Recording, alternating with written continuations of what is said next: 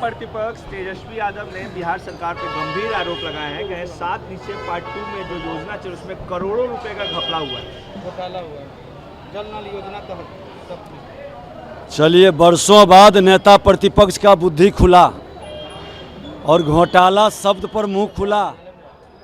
नेता प्रतिपक्ष उप मुख्यमंत्री भी थे। आरसीडी में एक्स्ट्रा कैरे 26 करोड़ रुपया जो दिया गया उस पर चुप क्यों है? जितने एस्टीमेट और प्राकलन बने, पथ निर्माण मंत्री के नाते विजय सिन्हा ने कई जांच करवाया है। ओपीआरएमसी के अंदर बिना काम किए पैसा निकला। सब ठेकेदार उन्हीं से जुड़े हुए कैसे थे? और विजय सिन्हा को पथ निर्माण से हटने के बाद उनकी प्रसन्नता जो बढ़ी है, वो प्रसन्नता की बेचैनी दिखाई पड़ेगा आने वाले दिनों में। धैर्य रखें, घोटाला है, प्रमाण के साथ उपलब्ध कराएं। सरकार एक्शन नहीं लेती है तो आप नेता प्रतिपक्ष हैं, जनता के बीच, अदालत के बीच जाइए।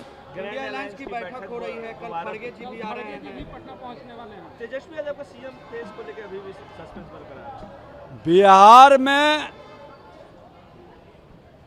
अभिनेता अब सीएम नहीं बनेगा। नेता सीएम बनेगा जो जनता के सेवक रहेगा। अब खलनायक की जरूरत नहीं है, बिहार को नायक की जरूरत है। और जो जमीन से उठ करके जनता के बीच अपना विश्वसनीयता बना के आया है, जो सोने के चम्मच लेकर बाप माई के नाम पर राजनीति कर रहे हैं, ऐसे लोगों से जनता मुक्ति चाह रहा है। पश्चिम बंगाल में जिस तरीके से घटना घट रही है, अब तो जो वहाँ के सांसद बीजेपी के लीडर हैं, एक्टर भी हैं, मिथुन चक्रवर्ती, उन्होंने कहा है राष्ट्रपति शासन लागू होना चाहिए। पश्चिम बंगाल, ममता बनर्जी पश्चिम बंगाल को पूरी तरह से बांग्लादेश में बदलने का मन मिजाज बना चुकी है। ऐसे लोग राष्ट्र के हितैषी नहीं है और इन लोगों पर कार्रवाई आवश्यक है, क्योंकि बंगाल के संस्कृति संस्कार को वो गिरा रही है और सनातन के संतानों को पलायन के लिए विवश कर रही है। बांग्लादेश में जिस तरह से पलायन के लिए विवश किया, आज बंगाल के अंदर वही खेल खेल रही है।